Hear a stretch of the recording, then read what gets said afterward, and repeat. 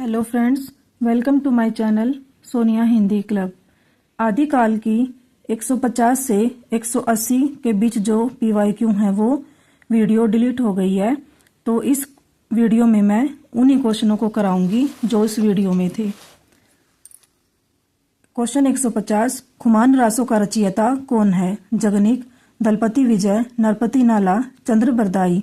Answer हो जाएगा दलपति विजय। खुमान रासों के रचयिता दलपति विजय हैं। इसकी रचना 9वीं सदी में हुई। जगनिक ने परमाल रासो लिखा, जिसे आलेखंड नाम से भी जाना जाता है। नरपति नाला ने बिसल देव रासो नामक ग्रंथ की रचना की है तथा चंद बरदाई ने पृथ्वीराज रासो लिखा। नेक्स्ट क्वेश्चन है, निम्न में से कौन सी रचना विद्यापति की नहीं है? कीर्ति पताका, पदावली, कीर्ति लता, जयमयंक जस चंद्रिका। आंसर हो जाएगा जयमयंक जस चंद्रिका। जयमयंक जस चंद्रिका विद्यापति की रचना नहीं है, बल्कि यह मधुकर भट्ट की रचना है। कीर्ति लता, कीर्ति पताका एवं पदावली विद्यापति की रचनाएं हैं। पदावली आदिकालीन कवि विद्यापति के प्रसिद्धि का आधार ग्रंथ है। नेक्स्ट क्वेश्चन है, बिसल देवरासों के रचनाकार कौन है? नरपति नाला, चंद बरदाई, धनपाल, जयानक। आंसर हो जाएगा नरपति नाला। बिसल देवरासों के रचनाकार नरपति नाला हैं। इस तालिका में रचनाकार और रचना दे रखी है, वो देख लेते हैं। चंद बरदाई पृथ्वीराज रासो, धनपाल भविष्यत कहा, जयानक पृथ्वीराज विजय। नेक्स्ट क्वेश्चन है, विद्यापति किसके आश्रित कवि थे? राज सिंह, नर सिंह, शिव सिंह, कीर्ति सिंह। आंसर हो जाएगा शिव सिंह। विद्यापति तिरहुत के राजा शिव सिंह के आश्रित कवि थे। आचार्य रामचंद्र शुक्ल ने अपने इतिहास ग्रंथ हिंदी साहित्य का इतिहास में लिखा है कि विद्यापति संवत 1460 में तिरहुत के राजा शिव सिंह के यहाँ वर्तमान थे। इस क्वेश्चन में थोड़ी मिस्टेक है, क्योंकि जो विद्यापति है वो शिव सिंह और कीर्ति सिंह दोनों के ही आश्रित कवि थे। नेक्स्ट है, पृथ्वीराज किसके प्रति अनुरक्त था? पद्मिनी, कमलिनी, संयोगिता, चंद्रिका। आंसर हो जाएगा संयोगिता। पृथ्वीराज संयोगिता के प्रति अनुरक्त था। पृथ्वीराज की वीरता तथा प्रणय कथा को आधार बनाकर चंद बरदाई ने पृथ्वीराज रासो नामक महाकाव्य की रचना की, जबकि पद्मिनी जायसीकृत पद्मावत की नायिका है। नेक्स्ट क्वेश्चन है, नाथ संप्रदाय में हठ योग का क्या अर्थ है? कठिन साधना, अडिग योग साधना, हठ पूर्वक योग। है का अर्थ सूर्य और ठे का अर्थ चंद्र दोनों का योग। आंसर हो जाएगा है का अर्थ सूर्य और ठे का अर्थ चंद्र दोनों का योग। इसी को हम क्या कहते हैं? हठ योग कहते हैं।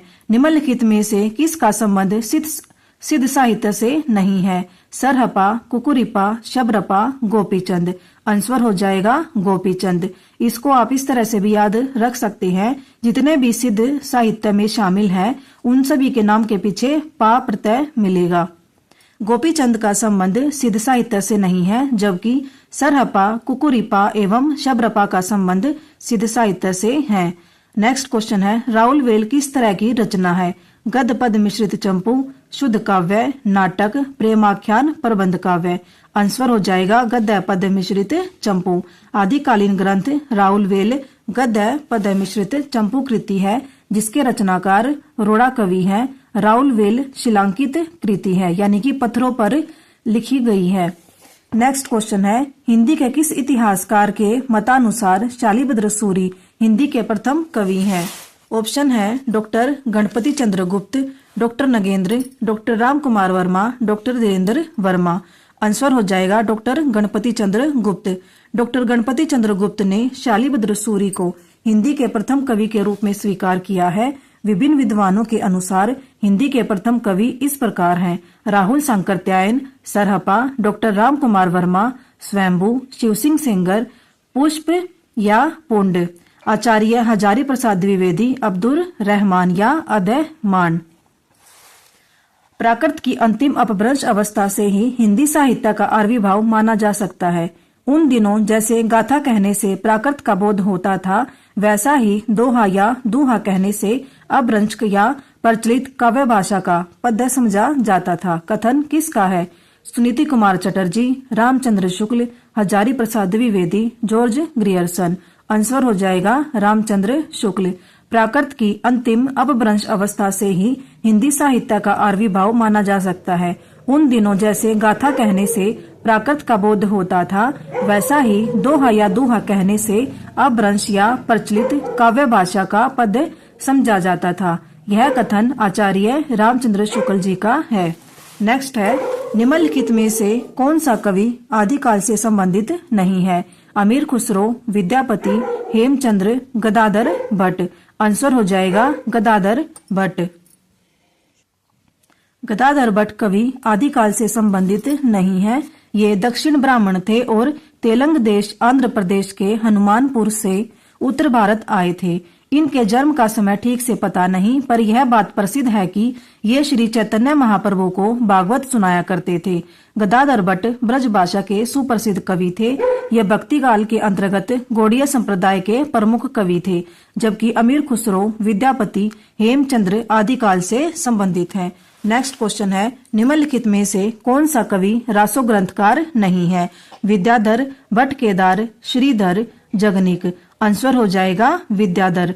विद्याधर रासो ग्रंथकार नहीं है, जबकि भट्ट केदार, श्रीधर और जगनिक रासो साहित्य के प्रमुख कवि हैं।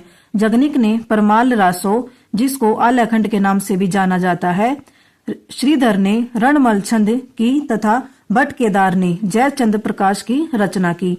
आचार्य रामचंद्र शुक्ल ने रासो साहित्य का उल्लेख वीरगाथा काल के अंतर्गत किया है। नेक्स्ट क्वेश्चन है, भला हुआ जो मारिया बहिणी हमारा कंतु पंक्ति का रचनाकार है? अब्दुल रहमान, हेमचंद्र, दामोदर शर्मा, भट्ट केदार। आंसर हो जाएगा हेमचंद्र। भला हुआ जो मारिया बहिणी मारा कंतु पंक्ति के रचनाकार हेमचंद्र है। इनका व्याकरण ग्रंथ सिद्ध हेमचंद्र शब्दानुशासन है। इनकी महत्वपूर्ण पुस्तकें हैं कुमार पाल चरित, योग शास्त्र, प्राकृत व्याकरण, छंद अनुशासन और देशी नाममाला कोश। नेक्स्ट क्वेश्चन है, चंद बरदाई को हिंदी का प्रथम महाकवि किसने माना है? रामचंद्र शुक्ल, हजारी प्रसाद द्विवेदी, राम कुमार वर्मा, नगेंद्र। आंसर हो जाएगा रामचंद्र शुक्ल। आचार्य रामचंद्र शुक्ल ने हिंदी का प्रथम महाकवि चंद बरदाई को माना है। शुक्ल जी ने लिखा, चंद बरदाई हिंदी के प्रथम महाकवि माने जाते हैं और इनका पृथ्वीराज रासो हिंदी का प्रथम महाकाव्य है। राम कुमार वर्मा अपभ्रंश के प्रथम कवि स्वयंभू को हिंदी का प्रथम कवि मानते हैं। नेक्स्ट क्वेश्चन है, पृथ्वीराज रासो को हिंदी का प्रथम महाकाव्य कहने वाले आलोचक हैं? हजारी प्रसाद द्विवेदी, नामवर सिंह, रामचंद्र शुक्ल, रामविलास शर्मा। आंसर हो जाएगा रामचंद्र शुक्ल। आचार्य रामचंद्र शुक्ल पृथ्वीराज रासो को हिंदी का प्रथम महाकाव्य कहने वाले आलोचक हैं। इसके लेखक चंद बरदाई को वे प्रथम महाकवि मानते हैं। पृथ्वीराज रासो में 68 छंदों का प्रयोग किया गया है। हजारी प्रसाद द्विवेदी ने पृथ्वीराज रासो को शुक शुकी संवाद के रूप में रचित माना है। इसको चंद बरदाई के पुत्र जलहन ने पूर्ण किया था। और यदि यहाँ पर सर्ग पूछें कि पृथ्वीराज रासो में कितने सर्ग हैं तो 69 हो जाएंगे। नेक्स्ट क्वेश्चन है, राहुल सांकृत्यायन के अनुसार चर्या गीत और दोहा कोश की रचना करने वाले पहले बौद्ध सिद्ध हैं? सरहप्पा, कणहप्पा, डोम्बिपा, कमरिपा। आंसर हो जाएगा सरहप्पा। राहुल सांकृत्यायन के अनुसार चर्या गीत और दोहा कोश की रचना करने वाले बौद्ध सिद्ध सरहप्पा हैं। सरहप्पा को हिंदी का प्रथम कवि माना जाता है। इन्हें सरोज वज्र, राहुल भद्र आदि नामों से भी जाना जाता है। नेक्स्ट क्वेश्चन है, मोरा जोबना नवेल रा भयो है गुलाल, कैसे गर्दीनी कस मोरी माल, सुनी सेज ड्रावन ला गई, विरहा अगिन मोही डस डस जाए। उपयुक्त काव्य पंक्तियां किस कवि की हैं? अमीर खुसरो, विद्यापति, मलिक मोहम्मद जायसी, कबीर। आंसर हो जाएगा अमीर खुसरो। पंक्ति और कवि दे रखे हैं, मोरा जोबना नवेल रा भयो है गुलाल, कैसे गर्दीनी कस मोरी माल, विद्यापति की है। सुनी सेज ड्रावन ला गई, बिरहा अगिन मोही डस डस जाए, अमीर खुसरो की है। देसिल बैना सब जन मीठा, तय तैसन जपो अवहटा, विद्यापति की है। प्रेम कथा एही भांति विचारहु, बूझी लेउ जो बूझई पारहु, मलिक मोहम्मद जायसी की है।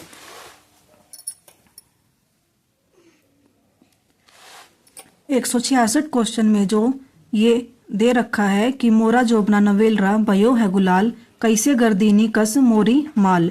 इसके जो कवि दे रखे हैं विद्यापति वो गलत है, यहाँ पर भी अमीर खुसरो आएगा। अमीर खुसरो जी अपने गुरु निजामुद्दीन औलिया के प्रति विरह और समर्पण को व्यक्त करते हुए इन पंक्तियों को कहते हैं। तो यहाँ पर क्या आ जाएगा, अमीर खुसरो ही आ जाएगा, वही सही है। नेक्स्ट क्वेश्चन है, सिद्ध हेमचंद्र शब्दानुशासन किस तरह का ग्रंथ है? व्याकरण संबंधी, ज्योतिष संबंधी, साहित्यिक, धार्मिक।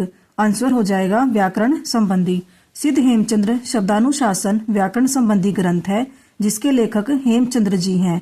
हेमचंद्र की अन्य रचनाएं काव्यानुशासन, शब्दानुशासन है। आचार्य हेमचंद्र संस्कृत के अंतिम महावैयाकरण थे और महापंडित थे, अतः हेमचंद्र को कलिकाल सर्वज्ञ कहा जाता है। नेक्स्ट क्वेश्चन है, रचना काल के अनुसार निम्नलिखित कवियों का सही अनुक्रम है। पहला ऑप्शन दे रखा है सरहप्पा, पुष्पदंत, अधैमाण, लुइप्पा। दूसरा दे रखा है लुइप्पा, सरहप्पा, अधैमाण, पुष्पदंत। तीसरा दे रखा है पुष्पदंत, सरहप्पा, लुइप्पा, अधैमाण। चौथा दे रखा है सरहप्पा, लुइप्पा, पुष्पदंत, अधैमाण। आंसर हो जाएगा इसका डी। पहला आएगा सरहप्पा, लुइप्पा, पुष्पदंत, अधैमाण। सरहप्पा का समय है 7वीं से 8वीं शती, लुइप्पा का है 8वीं शती, पुष्पदंत का है 10वीं शती, अधैमाण का है 12वीं शती। नेक्स्ट क्वेश्चन है, सिद्धों से संबंधित रामचंद्र शुक्ल के कौन से कथन सही हैं? वज्रयान में आकर महासुखवाद का प्रवर्तन हुआ। नाथ पंथ सिद्धों की परंपरा से नहीं निकला है। सिद्धों का साहित्य शुद्ध साहित्य के अंतर्गत नहीं आता है। सिद्धों की वानियां सांकेतिक नहीं है। निम्नलिखित में से सही विकल्प चुनिए। ए दे रखा है ए और सी, बी ऑप्शन है ए और बी, सी ऑप्शन है बी और सी, डी ऑप्शन है सी और डी। आंसर हो जाएगा ए और सी, यानी कि वज्रयान में आकर महासुखवाद का प्रवर्तन हुआ, यह कथन ठीक है। और सी दे रखा है सिद्धों का साहित्य शुद्ध साहित्य के अंतर्गत नहीं आता है। सिद्धों से संबंधित ए और सी रामचंद्र शुक्ल के कथन सही हैं। वज्रयान में आकर महासुखवाद का प्रवर्तन हुआ तथा सिद्धों का साहित्य शुद्ध साहित्य के अंतर्गत नहीं आता है, ऐसा शुक्ल जी का कथन है। जबकि नाथ पंथ सिद्धों की परंपरा से निकला है और सिद्धों की वानियां सांकेतिक हैं। नेक्स्ट क्वेश्चन है, निम्नलिखित काव्य पंक्तियों को उसके रचनाकारों के साथ सुमेलित कीजिए। सूची 1 में दे रखी हैं काव्य पंक्तियां, सूची 2 में दे रखे हैं रचनाकार। पहले सूची 1 देख लेते हैं। पंडिय सल सत बखाणई, देहही बुध बसंत न जानई। बी है बाहर बरिस लई कुकर जिए, ओ 13 लिए जिए सियार। सी है बड़ कौशल तू राधे कीनल, कन्हाई लोचन आधे। डी है जाति ओछा पाती ओछा, ओछा जन्मू हमारा। सूची 2 में रचनाकार दे रखे हैं कणहप्पा, सरहप्पा, जगनिक, विद्यापति। आंसर इसका हो जाएगा ए। यहाँ पर हम देख लेते हैं काव्य पंक्तियां और रचनाकार एक साथ दे रखे हैं। पंडिय असल सत बखाणई, देहही बुध बसंत न जानई।